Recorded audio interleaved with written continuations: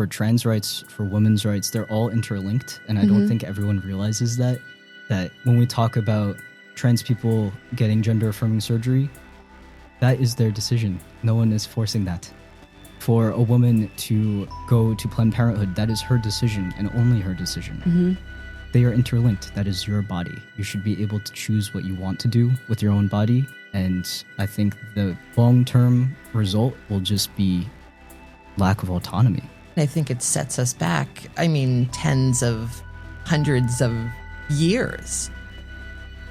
Yeah. All of the things that people have kind of fought for are all being sort of rolled back, which is terrifying.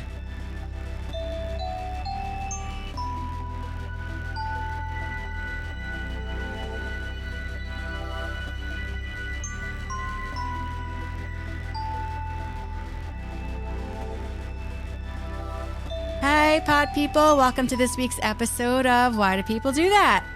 We are excited to be here today to celebrate Pride Month.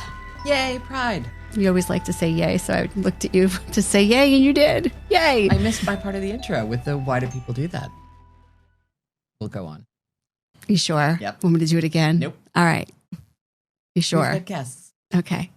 So I would like to introduce our guests that are here with us today. We are excited to have you. We have Andi and Hunter from PFY, formerly Pride for Youth, but now PFY because you're serving more than just youth, correct? Yeah, that is correct. All right. So Heather and I would love for you to introduce yourselves. Tell us a little bit about who you are and what you do, the organization you work with or worked with, where you're working now, and take it away. I guess we'll start with you, Hunter. Hello, thank you for having me. My name is Hunter. I use he, him pronouns, and I'm the regional program manager at PFY.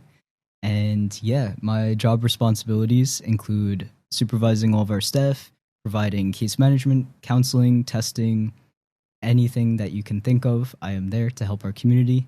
And yeah. And you're a social worker. And I'm a social worker. That's I have important. a master's in social work. Yes, you have a master's in Yes. social work. Yes. Andi? Hey everyone, I'm Andi. I use they, them, and she, her pronouns interchangeably.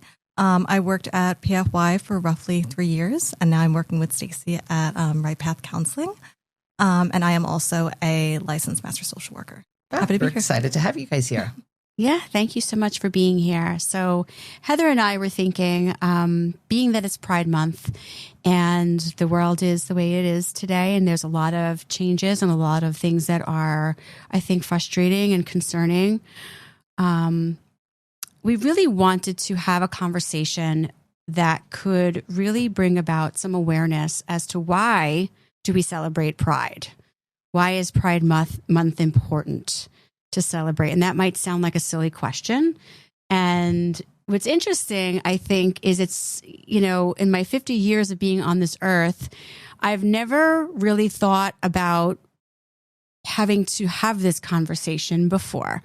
So something definitely feels different now than before, where we feel like we have to kind of defend this, position to celebrate something as simple as, a month that we bring awareness to, the needs of the LGBTQ plus community and, just making it safe and making them feel proud of who they are and their existence. And the fact that we have to question it is concerning. So I'm thinking maybe a good place to start is talking about the history of Pride Month. What is Pride Month? What's its purpose? When did it start? Why did it start?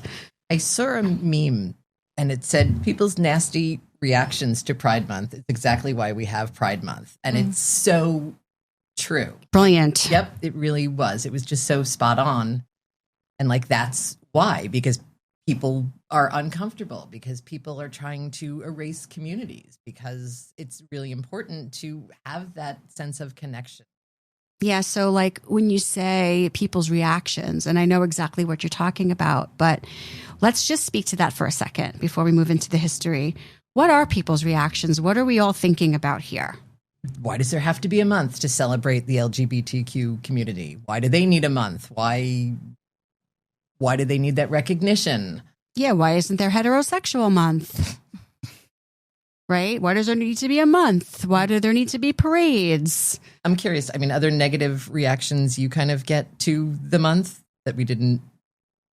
Yeah, right now a big thing is social media. We are seeing that on our social media pages, especially Instagram and Facebook, the hate comments are exploding. For And PFY specifically, like yeah, on your, wow. For PFY, we're a nonprofit. We provide free confidential services for everyone in Suffolk County, Nassau, and Queens, for everyone in our community as well as our allies.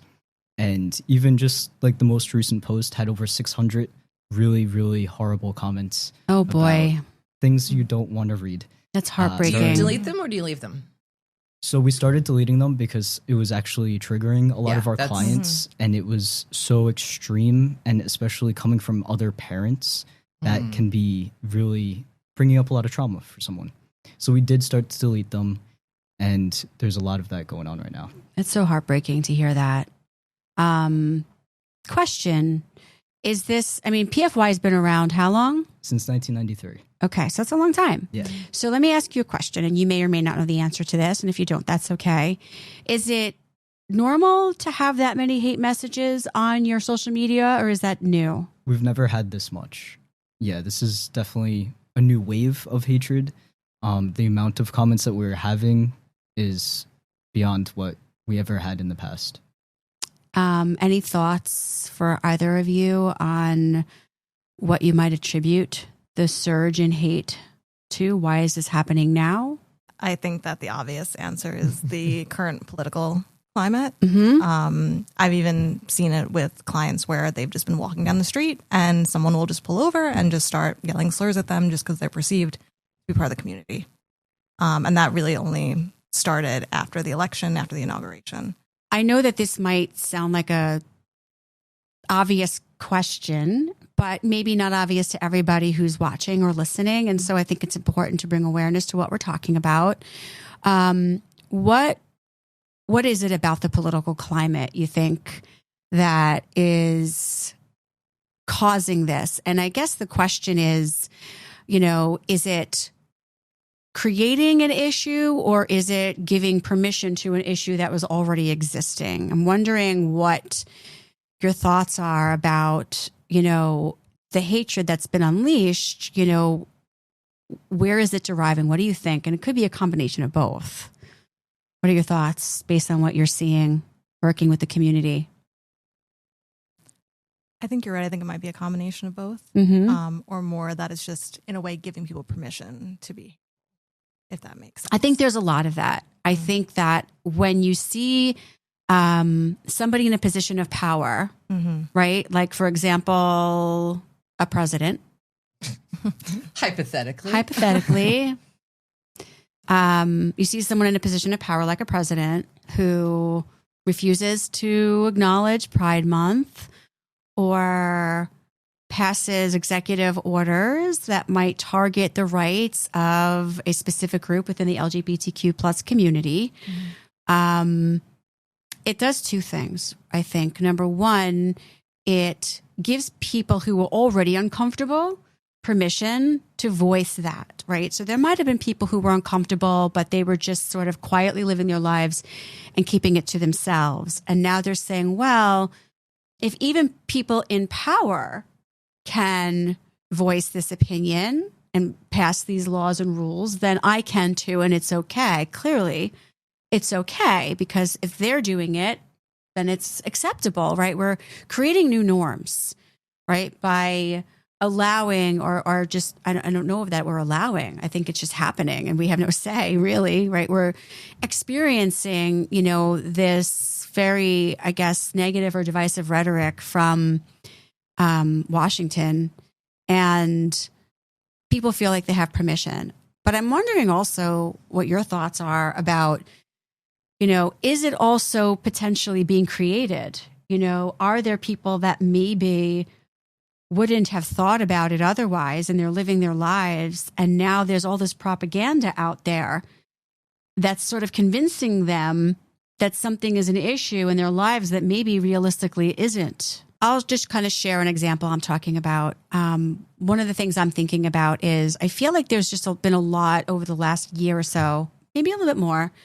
There's been a lot of talk about the transgender community and whether or not they should be allowed to be in the bathroom.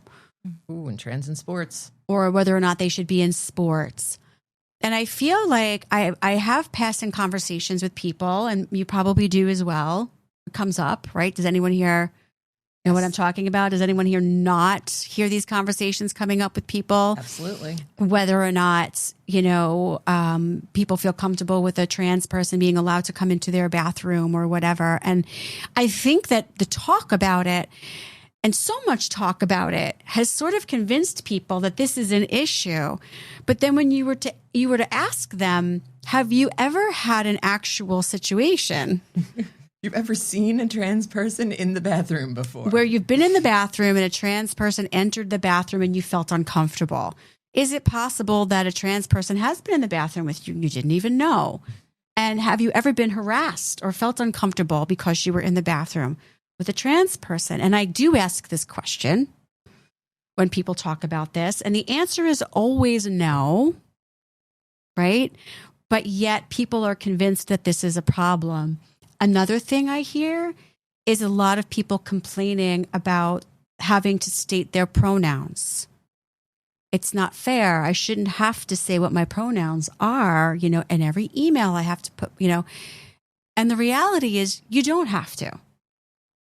No one is forcing anybody to say their pronouns, right? You both, when you introduced yourselves, said your pronouns because you wanted to. And it must sort of seem like autopilot for you, like not even really thinking about it, because when you're in that community, part of that community, that is such an important kind of identifier. It is important. Yeah, that you just sort of said it without thinking. And I was like, oh, like it didn't even occur to me, like it's not part of my everyday, intro. Because no one is forcing that. There's not a law, right? Nobody has to say their pronouns. It's a choice. But yet people are so angry about it. I had a patient, I think it might have been 2 years ago, who was so angry that he went to the doctor. He went to the pediatrician to bring his child to the pediatrician, and then he filled out the form. And when it came to gender for his child, it said, male, female, non-binary, prefer not to say. And he was angry that there were all these choices, that there shouldn't be all these choices. And I was trying to kind of, without sharing my opinion, I was trying to work through it with him. Let's talk about why this makes you so angry. And he wasn't even sure why it made him angry, which I think speaks to the other part of this, that there's almost like this convincing that's going on through all of this fear propaganda and social media and this repetitive, again, rhetoric over and over and over again, that this is a problem, that's convinced people that it's a problem that maybe were not uncomfortable or hateful before, that have become hateful. And they've almost been convinced that, like, if you take away the rights of marginalized communities, that their life will somehow get better. So I'm curious, Hunter, you're, working directly with the community. What are your thoughts about all the things all the things? What are you thinking? Thoughts. Yeah. Yeah. So most of my clients are trans or non-binary. And right now with our world and how everything is going, it's not great. There's a lot of fear. There's a lot of anxiety. There's a lot of increased symptoms of depression because they feel like the future is hopeless for the next 4 years at least. And even just speaking from a personal experience as a transgender man, like connecting with our clients on that level of just, you have to find some form of hope, even though it's really bad right now. Like, for example, PFY provides free binders to our clients, so they're able to safely bind their chests. We provide free counseling, and we're able to talk about gender dysphoria and gender euphoria, and really like helping our clients process everything that's going on in the world and finding places for them to be safe. Because even right now across Long Island in schools, they're really struggling. Our kids are scared to go to the bathroom. And that is causing, one of my clients actually was in the hospital because they wouldn't go to the bathroom. Can you speak a little bit more to that? Because, it's so interesting as we talk about all of the kids who are afraid to go to the bathroom because, what if a trans person comes in the bathroom? But it's really the trans kids that are afraid to go to the bathroom. Can you help us understand what the experience is that they're having and why it's scary for them to go to the bathroom? Yeah, of course. So it's scary because they're being bullied. They are being physically bullied, but also verbally. And there's a lot that goes into the emotional toll that it takes to be out in this country. It's very difficult to be out. And even across Long Island, which is, more conservative in New York, school districts aren't doing everything that they need to do to really protect their kids, to protect their students, even just faculty saying things about the kids, not using their pronouns, not respecting their names even, which is something that's so basic. That's something that is so easy to do. It's not so easy anymore, is it? It used to be so it used easy. To be so easy. So what's made it difficult? What's changed? A lot of people feel like they are able to express hate, and in the past, it didn't look like that. And I think the more visibility we have, the more it hurts us in a lot of ways, because people are more aware of trans people than ever before, and people didn't know about us to the extent that they do these days, right? So they didn't know what a pronoun was. People are like, I don't have pronouns. And I'm like, you actually do. Everyone does. They forgot what they learned in English class. Right, exactly. Yeah. And there's a lot of transphobia going on right now. Homophobia and biphobia as well, but especially transphobia in the school districts and just across everywhere right now. I'm just very taken aback by... So you had mentioned like an increase in kind of anxiety. Are you seeing an increase in kids, adults, people coming in for services because of, the changes that are going on? Yes, our programs and services are exploding, and we love that. We love that our clients are coming to us. Yeah, that's great. Yeah. Not great that they need it, but great that they're reaching out for help. And that they have a community they're finding within PFY. Right, exactly. And it also comes down to the level of needs. So a lot of our clients that are coming in have very high SDOH needs, social determinants of health. So they're coming in and they have no food. They have no means of transportation. Things that are really taken for granted in a lot of ways on Long Island. For example, trains, they go east and west. Someone lives on the South Shore. How are they going to get to college? How are they going to get to their job? Things like that. We really try to meet our clients where they're at and explore what we can do to help their overall health, because that's going to help them with their mental health too. Yeah. Do you find that the clients that you're serving are struggling financially or with getting resources for any particular reason? Yeah, of course. So a lot of our clients are facing discrimination at work. A lot of our clients are kicked out, unfortunately. They do not have supportive families. So if you're living on the streets or you're just struggling financially, it's really difficult for you to have opportunities to really make it, to be okay. And if you're struggling with anxiety and depression and gender dysphoria and no one's respecting you, the amount of suicide assessments that we have been doing, the amount of safety planning that we have been doing is at an all-time high. Yeah. Yeah, I think that a lot of people don't realize that it is actually a real thing that, individuals from this community do have a hard time sometimes getting a job, right? Or being able to even go to or finish school because they don't have support from their family, or they're dealing with, hate or discrimination even in the classroom. They don't feel safe. And so, just the privilege of being able to just wake up in the morning and be on good terms with your family and, go to class and get along with your classmates and apply for a job and, be given the job is something that becomes, I think, difficult, right now, especially for somebody from the trans community, since there is so much negative attention that has been brought to that community, which is not a new community. No, we've always been here. We go back all the way to ancient times.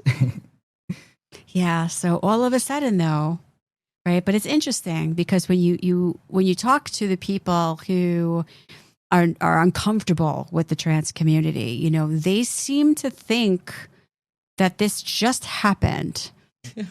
This is new. This is new. This all of a sudden, trans people are popping up everywhere, right? And so I don't think that there is a surge of more trans people all of a sudden. Maybe there's more awareness. Maybe people over the past several years have felt more comfortable or safer to come out.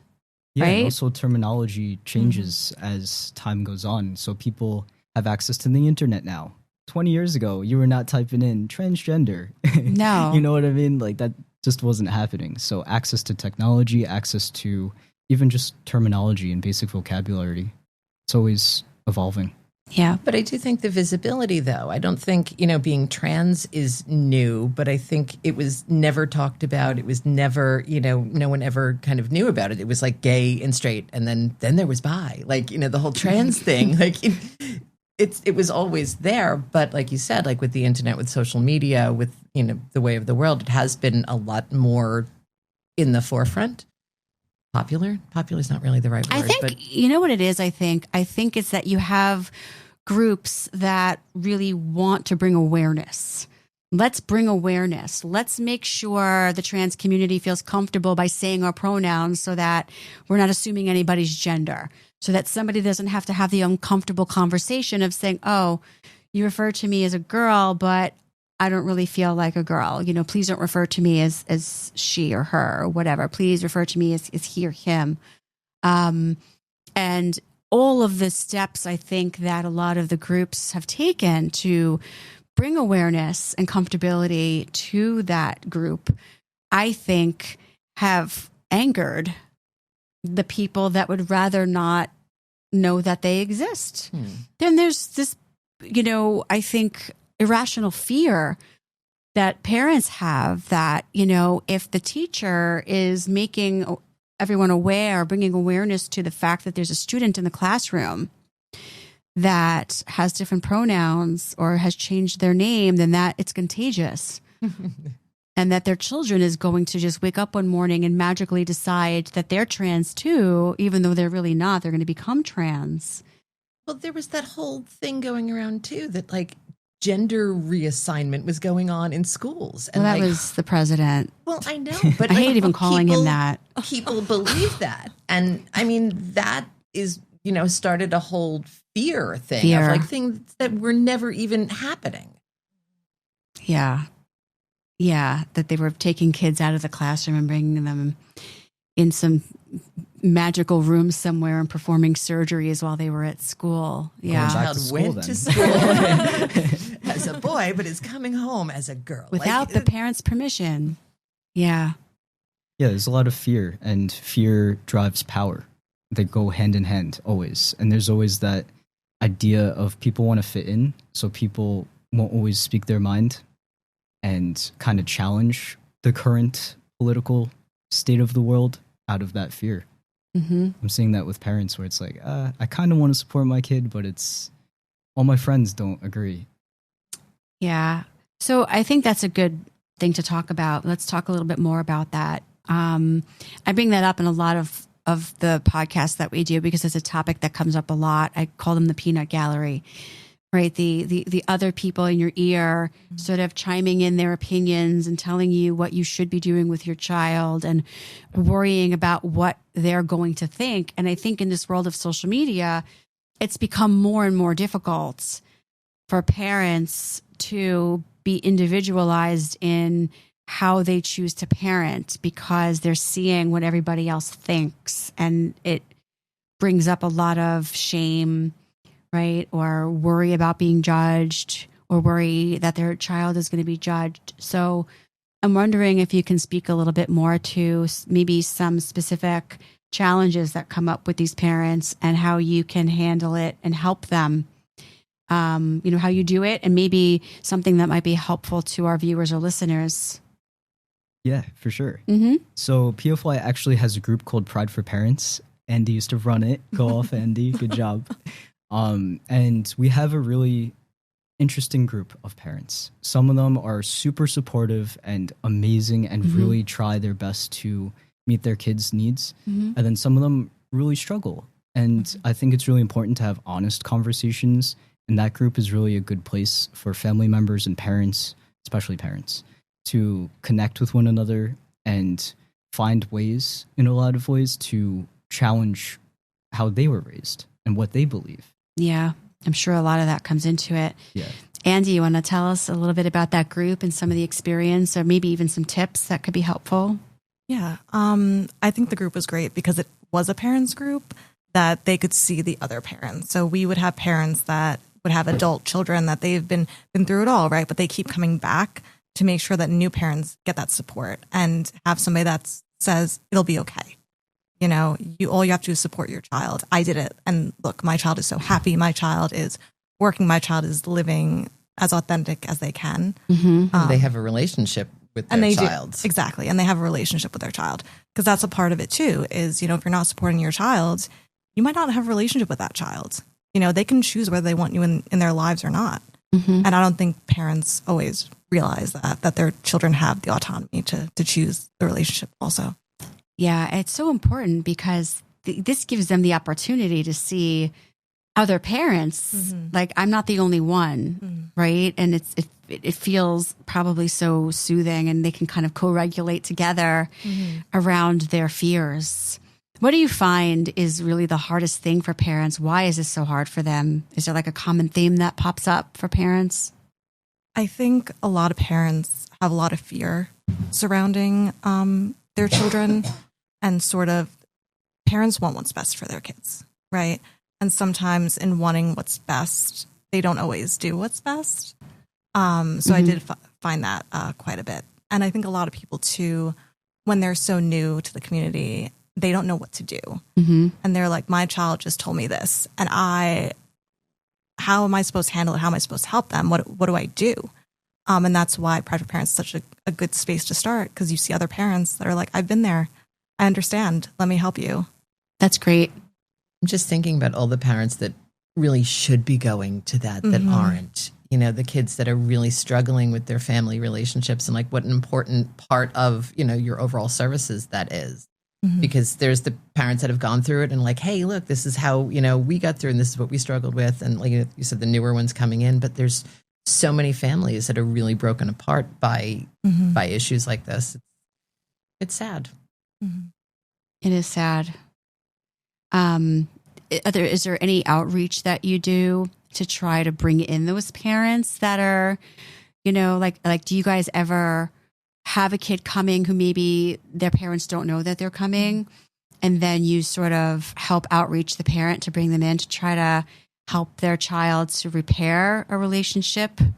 Yeah, absolutely. So sometimes you'll be in counseling with a client, and they'll say, you know, my parents really aren't supportive, and I don't really want to educate them. You know, it's not, because truthfully, it's not their job to educate their parents. And I'll tell them about Pride for Parents, or we also would have palm cards that we can give out at tablings and stuff. We also would always post on social media like Facebook and Instagram. So definitely try to get the word out there as much as possible. And if parents are coming to drop off their younger children, we'll also mention the group as well to say, hey, you know, if you want, we have this virtual group on Thursdays. Love for you to join. Yeah, that's great. You know, you had mentioned younger children, and in the conversation we were having before, I was really surprised. Like, you know, you treat kids as young as like 8 or 9, and your oldest client is 90, you said before, which I was really like, I don't know if shocked is the right word, but like shocked, like surprised by. Yeah. So I'm wondering, you know, I think that's a good point. Maybe we can talk a little bit about the generation gap. You know, what is it like for the 90-year-olds, you know, being a part of this community versus, you know, the 9-year-olds or the 15-year-olds? Are there, you know, kind of overlaps in the same kind of issues, or do you see differences?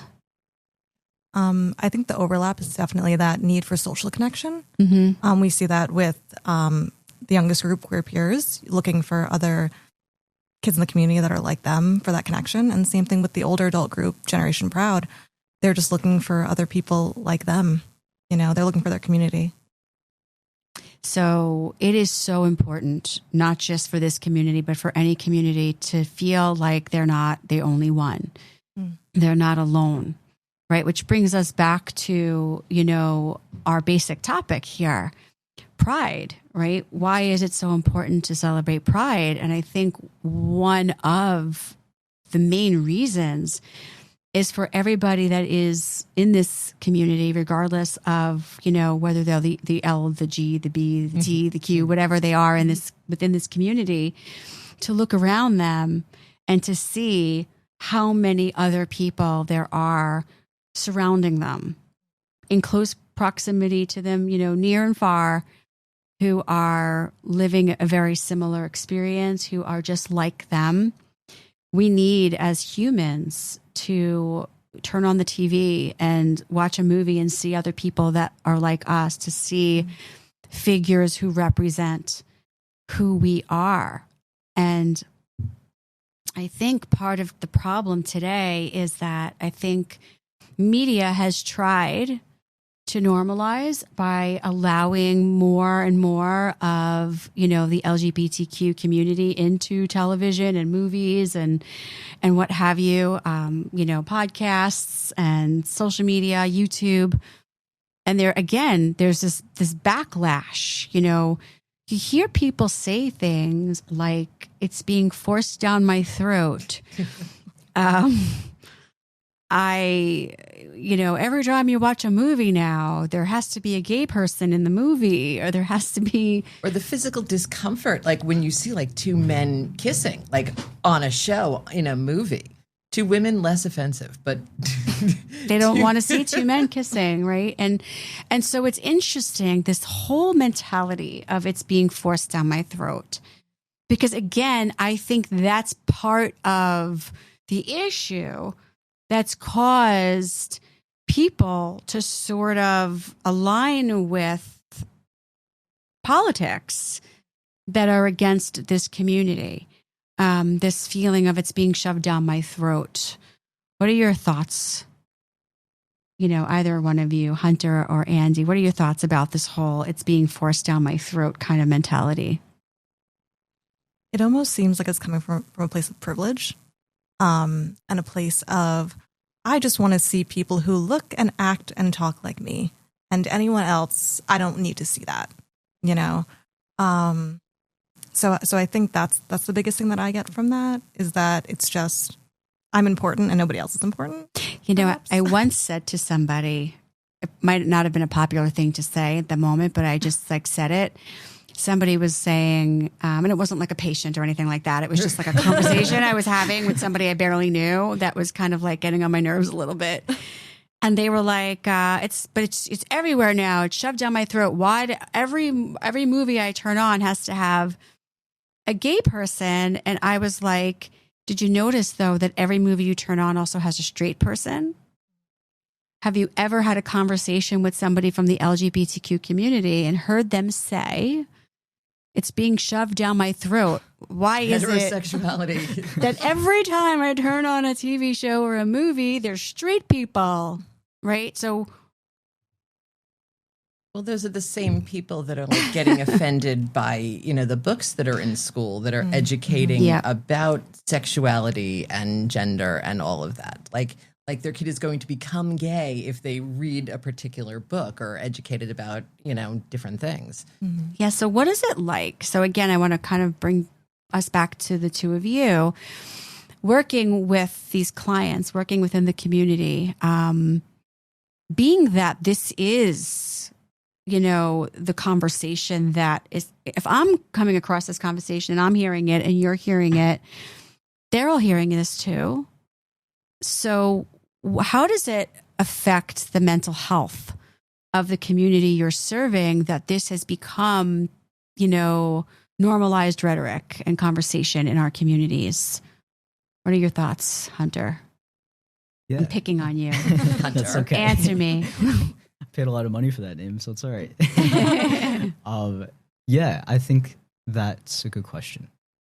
Let me process. Take your time. I think with visibility in the media, impacting mental health. That's your question? Yeah. How is it impacting the mental health of the people that you're working with, that they're out there in the world and they're hearing things like, every time I turn on a movie, there has to be a gay person in it or a trans person in it or this or that. Why is it being shoved down my throat? You know, I'm wondering, for the people you're working with, how is it impacting their mental health that this is what they have to listen to? How does that make them feel? What's happening for them? Makes them feel shame, because if someone is denying a part of your identity that makes part of you, of course you're going to feel insecure or anxious or shameful about it. And even just thinking about the media that we do have, the visibility that we do have, a lot of it is white people. So it's a white gay couple. There's no one really in the media that's openly talking about HIV in media, things that really are stigmatized in our community. No one's talking about people seeking asylum in all of these shows that are being quote unquote shoved down our throat, right? Mm-hmm. A lot of it is still from a place of cisgender actors playing trans roles. Mm-hmm. A lot of it is even like Heartstopper, right? There's great representation in Heartstopper, and that's amazing. But the main couple are still white, and that's the focus. That's the drive. So I think it's really important to have people of color represented, and people that are seeking asylum, people that really need our help, and people living with HIV that's stigmatized as it is. I think people are frustrated that everything they're watching doesn't represent them and who they are. And I think what they're starting to experience is what people from marginalized communities have experienced from the dawn of time. Mm-hmm. I don't ever see a picture of me and what I look like on a cereal box. Right? Like I don't ever see what I look like in the White House. I don't ever see what I look like as the main couple in a major, blockbuster movie. Mm-hmm. That's hard. It is important for society, for every little boy and little girl and little whoever to see who they are represented, to feel normalized and to feel seen and to feel like who they are exists. And you said it before, like who you are as an individual exists and is important. And so I think what's happening is, the white straight couple, the white straight individual who has been in a place of privilege their whole life and maybe didn't even realize it, is starting to turn on the TV and see things that are not always them. And so it feels like, they're trying too hard to, there was so much backlash about the Little Mermaid movie because the Little Mermaid was Black. Yeah. And people were mad about it because the Little Mermaid wasn't supposed to be Black, right? But so what? The Little Mermaid is just a girl. And so here's a girl, and this just happens to be what her skin color is. This is a mermaid. It's also fictional. So, like, the fact that people get so up in arms about fictional characters. Ariel's not real? What do you mean? I'm so sorry to break it to you. It's okay. We offer free counseling. Yeah. We'll get through this. But again, I think we're speaking to fear, right? The people on the other side that we're talking about, right? And I don't want to sit here and belittle them and mock them without offering, I guess, some understanding of their side and some merit to it. I think there's been, like I said earlier, so much fear propaganda and this like idea that, the other is going to take over. You're not going to see white people on TV anymore. You're not going to see straight people on TV anymore. Or, as a white male, you're not going to be able to get a job anymore. And I think that fear, I don't think that's real, but I think the fear is real. I think that it has become scary for them because of fear propaganda, social media, political figures that are using, fear to create power for themselves and win elections. Mm-hmm. And I think that there are potentially a lot of good people out there that are kind of spewing a lot of hate or discontent towards a lot of marginalized groups, including the LGBTQ community. But not limited to that. But not limited to that. The hate is spewed in multiple directions and in multiple communities. And it's not necessarily because they're bad people. You know, maybe some of them are. Yes. Okay. I'm sorry. I wanted to clarify that. The haters, the hate spewers. I don't necessarily think that they're all bad people either. I think some of them are good people who have just been convinced that they're in danger, and that this is a bad thing, and that their children are being brainwashed, and that, you know, they're not going to have their rights anymore. And it's like, you're afraid to be in the position that all the other groups have been in and that are fighting. So I think what you have happening is you have marginalized groups that are fighting to be seen and have the right to exist. And then you have the groups that have always been seen and have the right to exist, that feel threatened by the groups that are fighting for their right to exist. And in what world can we all exist and all be seen and all have rights without it having to be one or the other? Because that's really what it should be. It should be one or the other. Oh, so you're shoulding. I'm shoulding. I know. I'm shoulding. Not supposed to should, but I'm shoulding. But I think people are afraid by advancing rights for marginalized communities. They fear that that's somehow going to minimize their rights rather than, you know, recognizing that it's just kind of evening the playing field. And like, they're not asking to get ahead of the game, whether it's, you know, black, brown, gay, what, you know, they're just looking for the same basic recognition that other communities are getting. Right. I don't want to like kind of speak. You guys are the experts about that community. I don't want to sort of make that assumption and kind of speak for you. Yeah, it's all about education too. All protests have historically started at colleges because that is where they read books. That is where they are educated.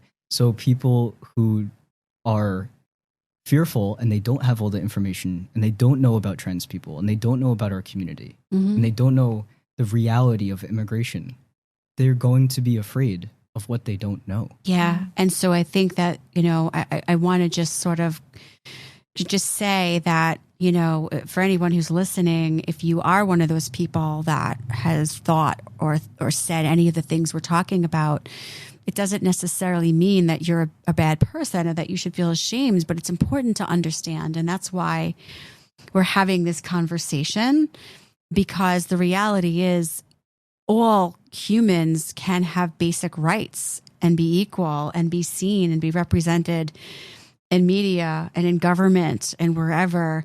And it doesn't have to take away the rights of somebody else. It's not replaced. Yeah, it's not an either or. There's a man or a woman or a white person or a black person or a gay person or a straight person. It's why can't we all be there? Why should it matter?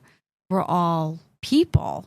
And we should all be represented because it is important for us all to be represented, right? Everybody needs to see themselves in something that represents humanity. And it's important that we are all represented in government because every perspective needs to be a part of the decision-making that passes the laws. You've got people passing laws about marginalized communities that don't understand their experience. So let's talk about DEI for a moment. You talk about it for a moment. I'm speechless.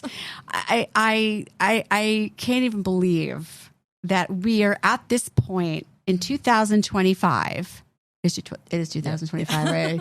I'm like, unfortunately. Is that the right year? It is 2025. I'd like to fast forward a little bit, but here we are. That DEI was taken away. What does that look like for you? You mentioned something before. Can you for sure. Tell us again what that has done for your organization specifically?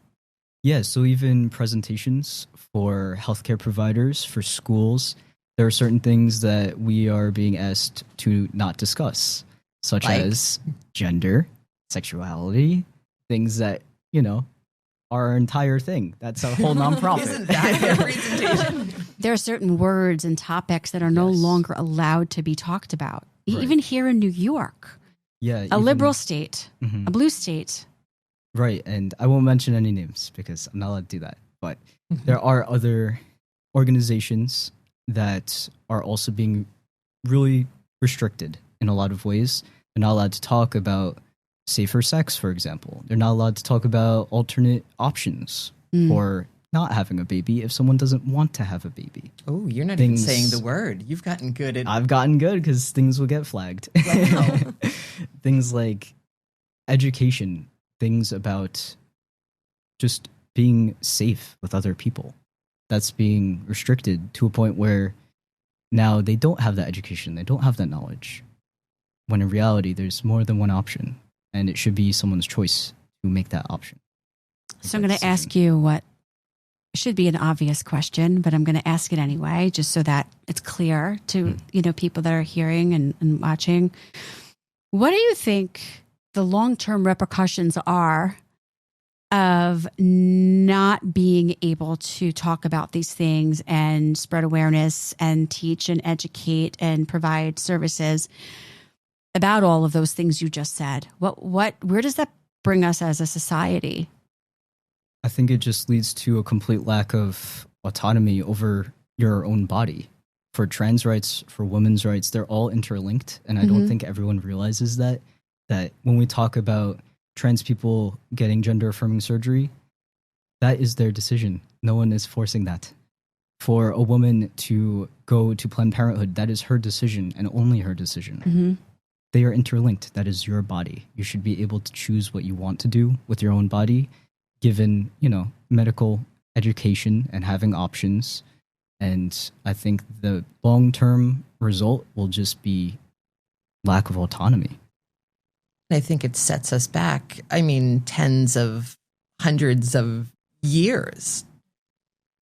Yeah. All of the things that people have kind of fought for are all being sort of rolled back, which is terrifying. Right, because really it affects the people that need that. The other people that are not in that community, it's not going to change their life either way.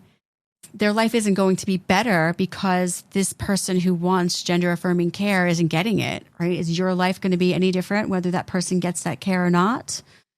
No. It only affects the individual who needs that care, right?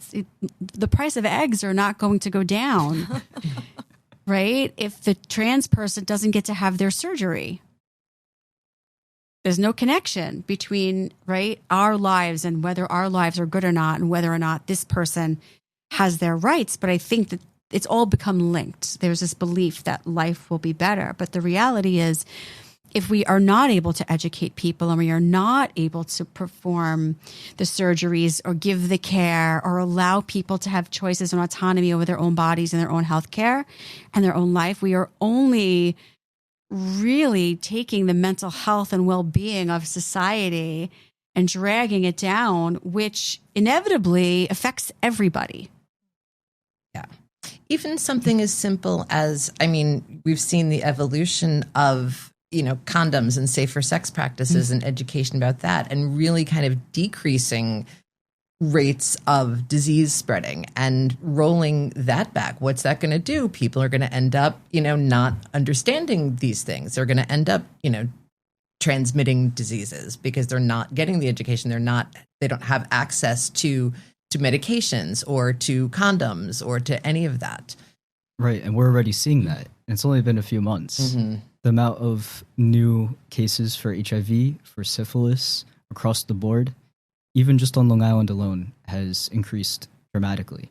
And we're seeing that as a direct result of lack of education, lack of access to services, to condoms, to even just like very basic things like education in your language. A lot of our cases are monolingual Spanish speakers. So they need someone that is able to provide services in Spanish. Because if they're going to school or they're just talking to people at work, maybe they're not understanding everything that's being said.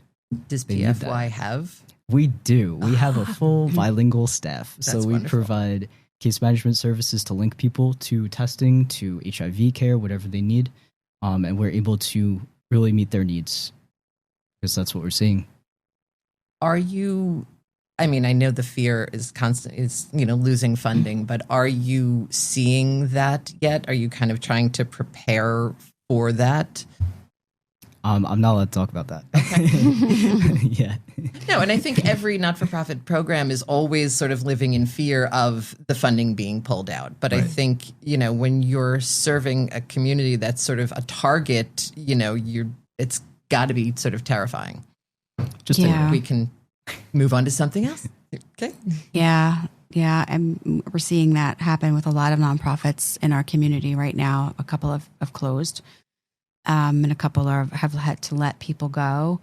And I don't think that, the people that are making these decisions about funding really understand that not providing, we've seen this, let's just take a look backwards. We all take history class. We know where we've been as a society.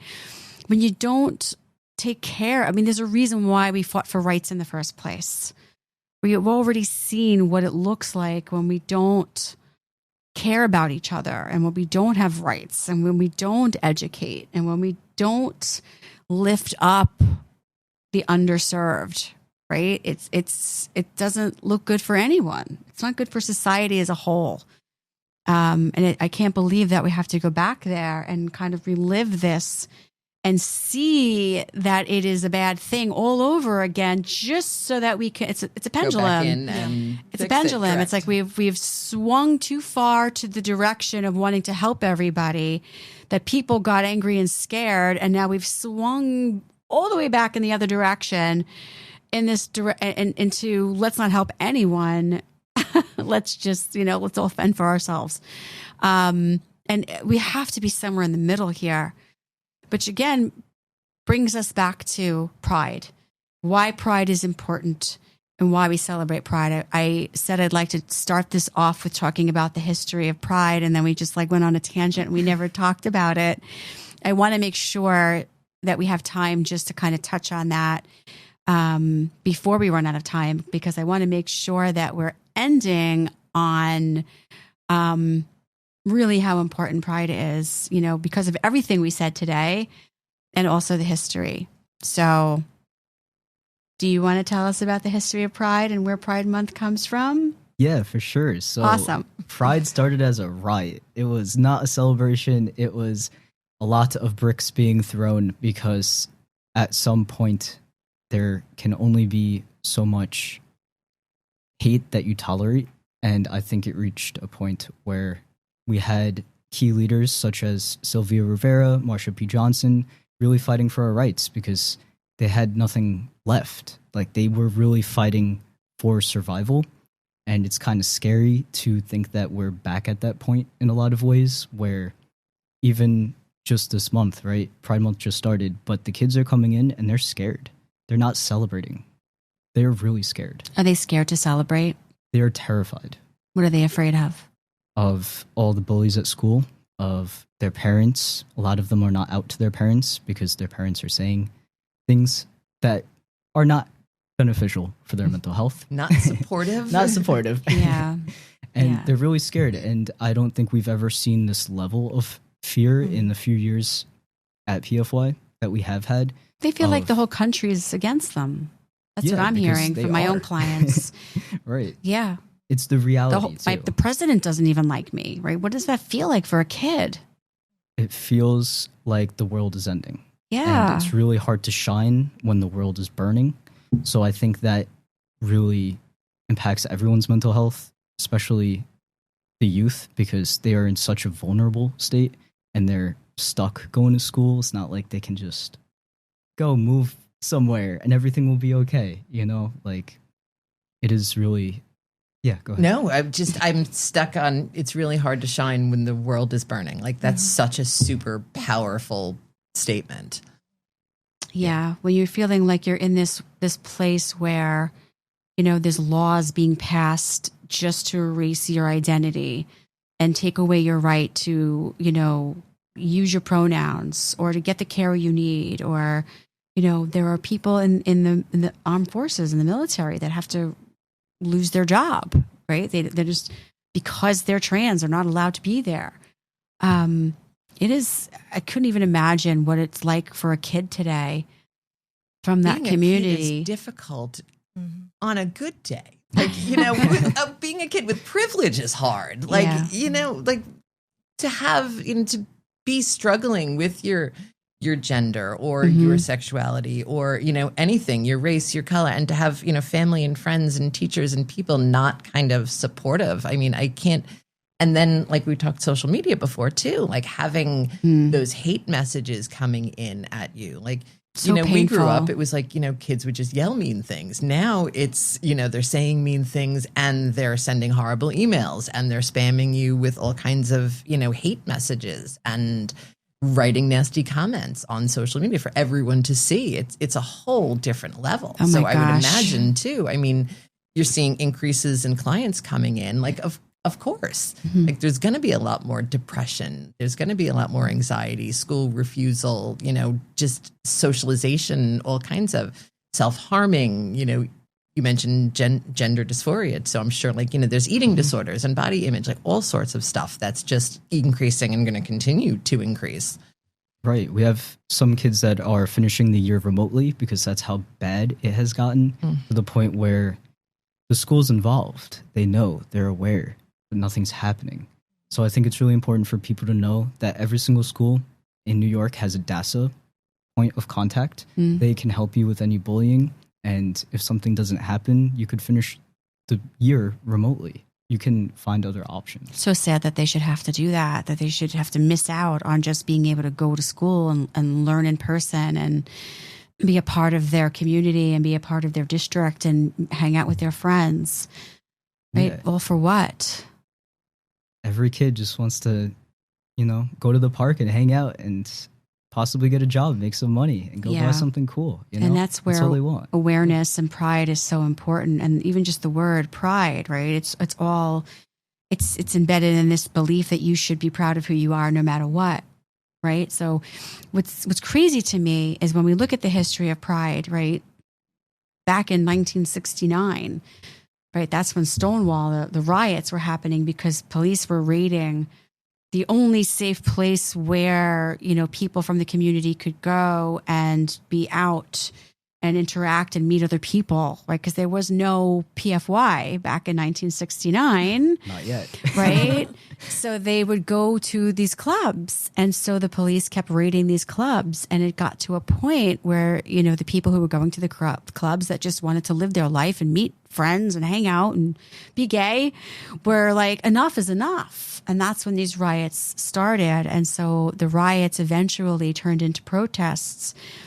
Right. And so it happened in June. Right. And so it became just a time to kind of remember, right? Because that was the start of really the fight for rights and the fight for equality and the fight to be seen and for the right to exist. And so it commemorates that fight and that turning point in the community. So it is a celebration. And, Bill Clinton, decided to kind of commemorate June because of Stonewall and what happened back then as Pride Month. And since then, it has been celebrated without much pushback or hate. It's been something that I think society, for the most part, has accepted, and businesses all join in and become a part of. And the White House, makes their rainbow, lights and lights their house up. And you go into stores. And there's June. There's like rainbow T-shirts, and the hockey teams have Rainbow Jersey Day, and it just becomes something that everybody has been a part of without question until now. I don't know that everybody. I think there were most haters, places, but I think they were quiet. Kind of they were quiet. They kept to themselves. They tolerated. They got through the month, and they moved on with their lives. But now you've got like corporations that are just like, nope, not celebrating Pride. It's like we're going back to 1969. Is this where we're at in 2025? Right, which is we're going to have to just come full circle at some point because this isn't going to work. It's not good for society. It's just, I as a social worker and as the owner of a group practice that serves thousands of people on Long Island, I can see how this affects the mental health of the community. And it is heartbreaking that anybody, young or old, should feel for 1 second ashamed of who they are, or that they should have to hide who they are, or that they're not welcome, or that they are in any way, shape, or form, the burden on society or others just for existing, because it is not the case. So I'm wondering, Hunter, Andi, before we end, are there thoughts or comments or important points that you want to make or drive home that we didn't bring up that you think should be said? I think it's just that everybody deserves to be affirmed and supported for who they are. And by supporting somebody, that's not going to hurt you in any particular way. It doesn't cost anything to be kind. I think it's also just about building community. I feel like every single person has felt alone at some point in their life. Yeah. So it's really good to just know that you're not the only kid out there that feels like that. You're not the only person that feels like you don't have any support and the world's against you. It's good to really meet other people and expand your social circle with people that will support you and will affirm you and really will fight for you. Yeah. I think it's a good combination of let's fight, but also let's celebrate. Let's celebrate how our identities intertwine and the intersectionalities of our identities as well. Yeah. I really believe this is just a blip in time. I think that we will get through this. I think the pendulum will swing back in the other direction. It's not going to take away the pain that anybody has to endure right now going through this. And it's unfortunate that that's the way it is. But, my message to everybody out there would be to find the allies, right? Find the people within your community, but also find the people that are not within your community that really do see you and understand and want to be there and support and fight for your right and celebrate pride, even though it doesn't affect them. Heather, any last thoughts before we wrap up? Nope. You did it. I did it. You did it. We did it. Okay. PFY has free programs and services. If you want to stop by, we are happy to help.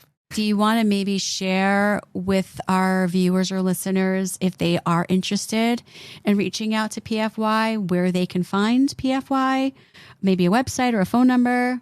Yeah, so if you just type in PFY, it should pop up.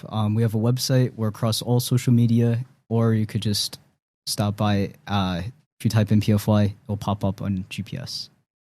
And for those of you who are not on Long Island, I'm sure that every community, for the most part, I know there might be some areas that may not be as liberal or affirming as, New York, but search.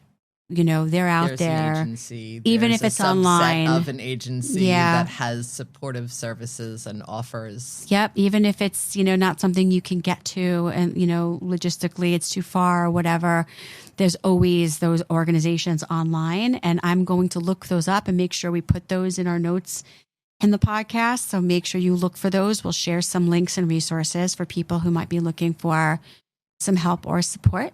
And that's it. So we thank you so much, Hunter and Andi, for being here with us, for telling us about being here. Thank you. Thank you for having us. PFY and sharing some more intimate experiences within the community that I think are so helpful for the people that are listening, whether they're in the community or not. So don't forget, viewers, to subscribe wherever you are watching or listening to our podcast, because it helps you and it helps the podcast, because you will know when new episodes come out. And what are we on? We're on YouTube and Apple and Spotify and iHeartRadio. My favorite. So with that said, I'm Stacy and my pronouns are she, hers. And I'm Heather and my pronouns are she, her. And this is Hunter and Andi. And thanks so much for joining us on Why Do People Do That? We'll see you next time. Bye. Why Do People Do That is recorded and produced by Press Record Studios.